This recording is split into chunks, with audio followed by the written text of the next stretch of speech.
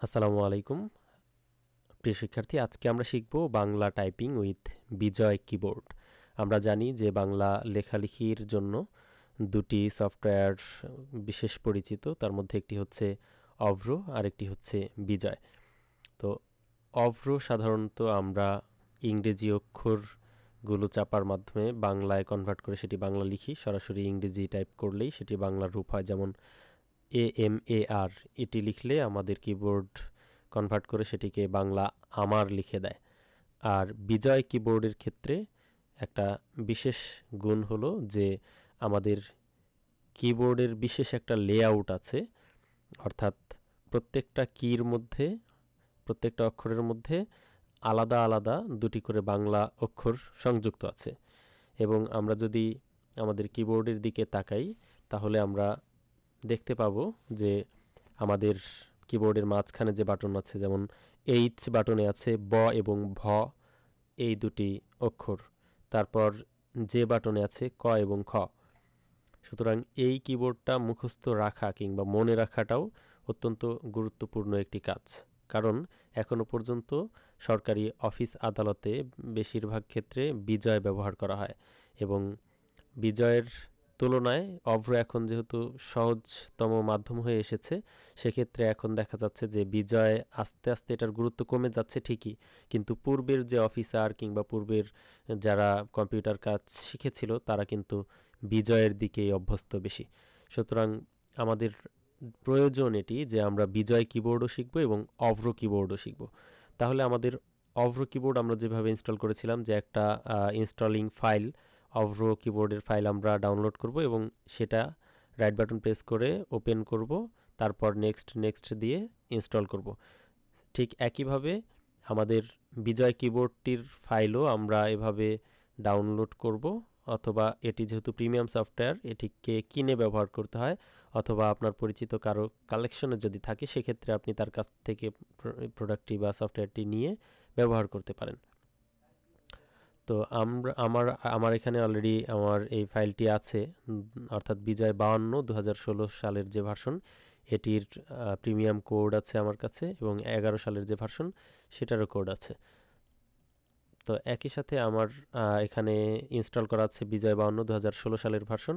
আপনাদের ল্যাপটপ, হারপাওয়ার প্রজেক্টের যে ল্যাপটপ দেওয়া হয়েছে এই ল্যাপটপের মধ্যে বিজয় 21 যে এডিশন আমরা বলছিলাম ভার্সন নিয়ে, যে ক্রমান্বয়ে সময়ের পরিবর্তনের ফলে কিছুটা আপডেট করে নতুন একটা ভার্সন হয় এবং সেই ভার্সন অনুযায়ী আমরা আমাদের কিবোর্ডগুলো বা অন্যান্য সফটওয়্যারগুলো ব্যবহার করে থাকি।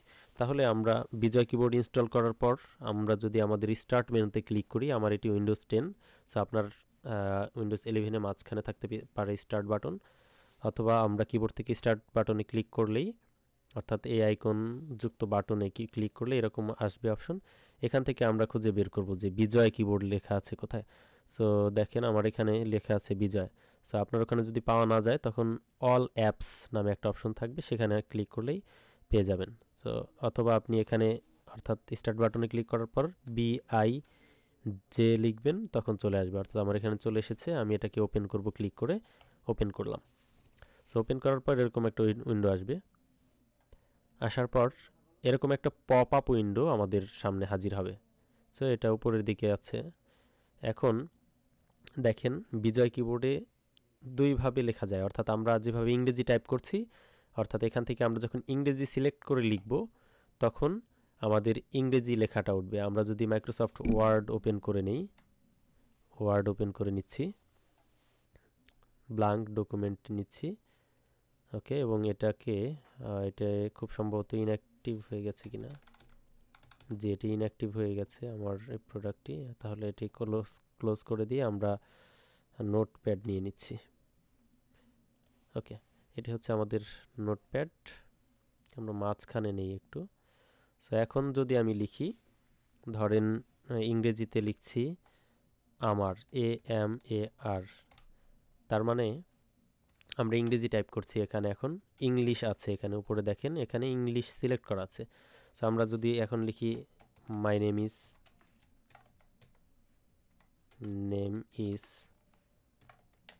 হাসান রায়হান, সো আমরা যখন এটা লিখব তখন ইংরেজি আসবে, অর্থাৎ আমাদের এই যে বিজয় কিবোর্ড, এখানে সিলেকশন যখন ইংলিশ থাকবে তখন আমরা টাইপ করলে ইংরেজি লেখা টাইপ হবে। এরপর আসেন বিজয় ক্লাসিক। বিজয় ক্লাসিক যখন আমরা সিলেক্ট করব, এখন আমরা একটু চেষ্টা করে দেখি। বিজয় ক্লাসিক যখন আমরা লিখব, এটা বিজয়ের যে ওল্ড ভার্সন সে ভার্সনে লেখা হবে, এবং এখানে আমরা সরাসরি এভাবে লিখতে পারবো না, কারণ এখানে হচ্ছে যে এটার যে বাংলা ফন্ট আছে, বাংলা ফন্ট এখানে সিলেক্ট করা নেই। সো আমরা যদি ফরম্যাটে ক্লিক করি, ফন্টে ক্লিক করে এখানে দেখেন কিছু ফন্ট আছে, এই যে ফন্ট, এখান থেকে আমরা বিজয় ফন্ট বা শুটুনি এমজে সাধারণত লেখা হয়, শুটুনি এমজে দিয়ে বাংলা লিখতে হয়। সো আমরা এখান থেকে ইংরেজি সিলেক্ট করে এখানে সার্চ দিই, SUTTON, আসছে না যদিও, SU। আচ্ছা, আমরা এই যে এখান থেকে খুব সম্ভবত এটা শুটুনি এমজে হতে পারে, এটা যে দেখেন চলে আসছে শুটুনি OMJ, আর এটার উপর খুব সম্ভবত শুটুনি এমজে, রাইট, এক্স্যাক্টলি এটা হচ্ছে শুটুনি এমজে। তো এই শুটুনি এমজে সিলেক্ট করার পরই আমাদের এখানে এই ক্লাসিকটা খুব সম্ভবত কাজ করবে। আমরা যদি এখন সিলেক্ট করি ক্লাসিক, এখানে যদি লিখি আমার, জি চলে এসেছে আমার। এখন এই যে আমি যে আমারটা লিখলাম, এটা কোথায় কোথায় চাপ দিতে হয়েছে আমি এখন বলি। সো আমার লিখতে যেমন স্বরেও লিখতে, এখানে স্বরেও অলরেডি আছে, আপনাদের কিবোর্ডের F যে বাটনটি আছে এখানে তাকিয়ে দেখেন স্বরেও আছে।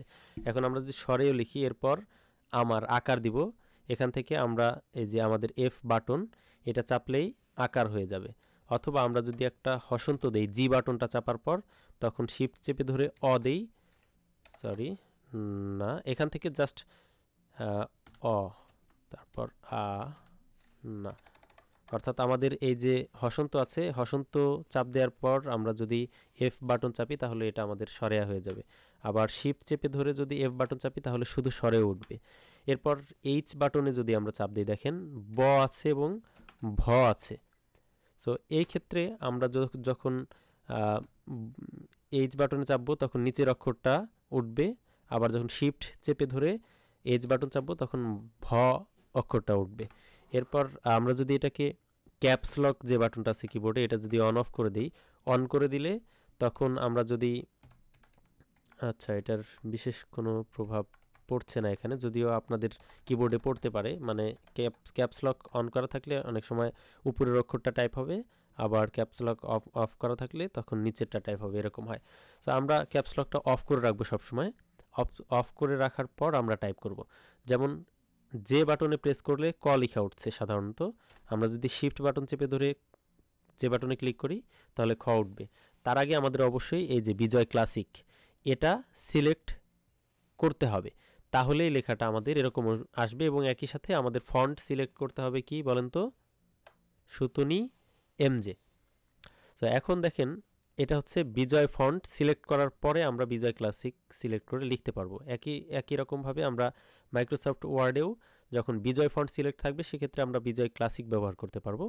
আর আরেকটা অপশন হচ্ছে ইউনিকোড। ইউনিকোডটা হচ্ছে একটা আধুনিক সংস্করণ, এটা আপনার আলাদা করে ফন্ট সিলেক্ট করতে হবে না। যেমন আমরা এখান থেকে ফরম্যাট থেকে ফন্ট শুতুনি এমজি সিলেক্ট করেছিলাম, আমরা যদি এখান থেকে উপরে গিয়ে আমরা একটা ইংরেজি ফন্ট সিলেক্ট করি, ধরেন এই যে টাইমস নিউ রোমান, এটা হচ্ছে একটা ইংরেজি ফন্ট, এটা ওকে আমরা সিলেক্ট করে দিলাম। সো এখান থেকে ফন্ট টাইমস নিউ রোমান এটা সিলেক্ট করে দিলাম। এখন যদি আমরা বাংলা লেখার চেষ্টা করি একদম বিজয় কিবোর্ডের মতো, অর্থাৎ যেখানে যে অক্ষর আছে, যেমন স্বরেও F বাটনে চাপলাম, F বাটনে চাপার পর আকার চলে আসছে দেখেন এখন। সো আমি যদি শিফট চেপে F চাপি তখন স্বরেওটা হলো, এরপর F আবার চাপলাম আকার হলো সরেয়া, তারপরে M বাটনে চাপলাম দেখেন ম আছে, তারপরে আকার F বাটনে, তারপরে ভি বাটনে র আছে নিচের দিকে, আমার সোনার লিখবো। এখানে আরেকটা ম্যাটার হলো যে আমরা যখন আকার একার ওকার দিব তখন যেটা প্রথমে হবে সেটা প্রথমেই হবে। যেমন ধরেন যে সোনার বাংলা লিখবো, সোনার বাংলার আগে আছে একার, তার মানে আমাদের আগে লিখতে হবে একার। অর্থাৎ আমরা যদি আগে একার বাটনে চাপি তখন একারটা ভিজিবল হবে না, কিন্তু দেখা যাবে যে হ্যাঁ আমরা একার লিখেছি। কখন আমরা যখন পরের অক্ষরটা চাপবো, তো আমরা চাপছি এন বাটনে দন্ত স, দেখেন একার সহ এসেছে। এখন আমরা দিব কি আকার, আকারটা দিতে গেলে আমাদের এফ বাটনে আবার চাপবো, তার মানে এটা হয়ে গেল শো। তারপরে দন্ত ন হলো বিতে, তারপরে আকার দিব এফ বাটনে, তারপরে র দিব ভি বাটনে। এখন আমরা উপরের এবং নিচের অক্ষরগুলো দেখলাম এবং কোনটি শুরুতে এবং কোনটি শেষে লিখতে হবে সেটি দেখলাম। যেমন আমরা আরেকটু বোঝানোর চেষ্টা করি, দেখেন যেমন হচ্ছে কি করছো, সো কি করছো আগে ঋষিকার দিতে হবে। সো আমরা এই যে রস্বই যে লেখা আছে ডি বাটনে, সো আমরা আগে চাপবো এটা, অর্থাৎ ডি বাটনটা শুধু চাপলাম, তারপরে ক বাটনে চাপলাম, অর্থাৎ যে বাটনে ক আছে কি, তার মানে আগে আমাদের এই পাশেটা দিতে হবে। আমরা যদি এখন পরবর্তী অক্ষরটা দিতে চাই, যেমন এখানে লিখতে চাই যে কারা, সো ক দিলাম, তারপর আকার হচ্ছে এফ বাটনে আকার দিলাম কা রা, রয় আকার দিলাম। সো এটা হচ্ছে পরবর্তী অপশনগুলো। আর এখন যদি আমরা লিখি যে খুব, তার মানে হচ্ছে যে বাটনে খ আছে শিফট বাটন চেপে ধরে যে চাপবো, তার মানে উপরের অক্ষরটা টাইপ হবে, তারপরে এস বাটনটা আমরা চাপবো, দেখেন উকার চলে আসছে। তো এভাবে আমরা এই যে আকার একার উকার এটা চাপতে পারি। যেমন যদি আমরা লিখি বর্ণ, তো আমরা এখানে লিখলাম বর্ণ, এখন রেফ দিব, দেখেন এ বাটনে এএসডিএফ এর যে এ বাটন এটার মধ্যে উপরে আছে রেফটা, এখন আমরা শিফট চেপে ধরে এটা চাপলে এই যে উপরে রেফটা চলে আসলো। সো এভাবে হচ্ছে বর্ণ। এখানে আরেকটা ব্যাকরণগত দিক আছে বিজয় কিবোর্ডে, যেমন আমরা যদি লিখতে চাই কালীগঞ্জ কিংবা দেবীগঞ্জ, সো দেবীগঞ্জ লিখতে গেলে কি কি শব্দের কি কি অক্ষর মিলে ইয় জ মিলে হচ্ছে গঞ্জ হয়। তো আমরা ইও জ সংযুক্ত যদি করতে চাই, সো আমরা ইও লিখলাম, এরপরে লিখবো হলো হসন্ত, অর্থাৎ জি বাটনে চাপলে দেখেন হসন্তটা চলে এসছে। এরপর আমরা দিব বর্গীয় জ, অর্থাৎ এই যে এই দুইটা অক্ষরের সমন্বয়ে এই যে ইয় জ এটা হচ্ছে। এখন আমরা আবার চেষ্টা করি ইও যোগ, অর্থাৎ এই যে হসন্ত এটা দিতে হবে, আমরা এভাবে আর একটা দিই, ধরেন আমরা এভাবে দিলাম যোগ এটা, তারপরে যোগ হচ্ছে এটা, তারপর এটা মিলে হচ্ছে ইয় জ এটা। তারপরে আমরা যদি লিখতে যাই পঞ্চগড়, তাহলে কি হবে বর্গীয় জ যোগ ইয়, এটা হচ্ছে জ্ঞান, জ্ঞান লিখতে এটা ব্যবহার করা হয়। সো আমরা যদি লিখি হলো বর্গীয় জ, তারপরে যোগ যোগ হসন্ত যোগ ইয়, এটা হচ্ছে এরকম বর্গীয় জ যোগ ইয় জ্ঞান, এটা দিয়ে আমরা কি লিখতে পারি জ্ঞান। এরপর পঞ্চগড়, পঞ্চগড় লিখতে হলে আমাদেরকে লিখতে হবে ইয়, তারপরে হচ্ছে যোগ হসন্ত যোগ চ, খুব সম্ভবত আমরা একটু লিখে দেখি, তো এখানে ইয় তারপর চ, ইয়েস, এটা হচ্ছে পঞ্চগড় লেখার জন্য এটা ব্যবহার করা হয়। অর্থাৎ এই তিনটা কিবোর্ড চাপলে আমাদের এই লেখাটাও আসবে। এখন মনে করেন যে যেমন রক্ত, তাই না, রক্ত যদি আমরা লিখতে চাই সেক্ষেত্রে কি করতে হবে, যেমন র এটার সাথে যুক্ত হবে ত, র যোগ ক যোগ ত, এটার সাথে সংযুক্ত হবে, রটা তো এমনিতেই থাকবে, ক যোগ ত। এখন এটাকে যোগ করতে গেলে আমাদের কিবোর্ডে কিভাবে লিখতে হবে, সো আমরা লিখব প্রথমে র, তারপরে যোগ দিয়ে লিখব, যোগ দিব না আমরা জাস্ট এখানে দেখানোর উদ্দেশ্যে, রর পরে চাপবো হলো হসন্ত, তারপরে আমরা লিখব ত। আমরা এখন একটু প্র্যাকটিস করে দেখি হয় কিনা, র হসন্ত, সরি র তো না ক, দুঃখিত, এটা হবে ক। সো আমরা এটা একটু প্র্যাকটিস করি, যেমন ক হসন্ত ত, যুক্ত হয়েছে না। সো এভাবে আমরা খুব সহজেই বিজয় কিবোর্ডের মাধ্যমে যুক্ত অক্ষর যেগুলো আছে এগুলো লিখতে পারি। তো আপাতত আমার কাছে মনে হচ্ছে যে এই টুকু কনসেপ্ট ক্লিয়ার। আর এই কিবোর্ড আমাদের যদি ইনস্টল না থাকে তাহলে আমরা ইনস্টল করে নিব, আশা করি সবার কিবোর্ডেই সবারই ল্যাপটপে ইনস্টল করা আছে। আর আপনাদের কোনো প্রশ্ন থাকলে এখন করতে পারেন।